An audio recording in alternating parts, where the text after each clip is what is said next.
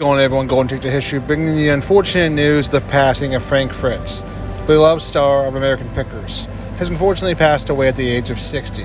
His death, announced by longtime friend and co-star Mike Wolfe, occurred yesterday, September 30th, 2024, following years of health struggles, including a stroke in 2022. Wolfe shared the heartbreaking news in an emotional tribute, reflecting on their decades-long friendship and adventures together.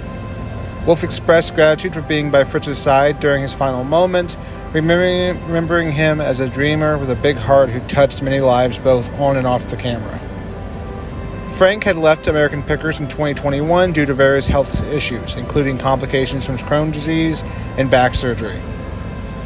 Despite personal and professional ups and downs, Fritz remained a beloved figure to fans who admired his passion for antiques and history. His loss marks the end of an era for the American Pickers family and for those who followed his journey over the years.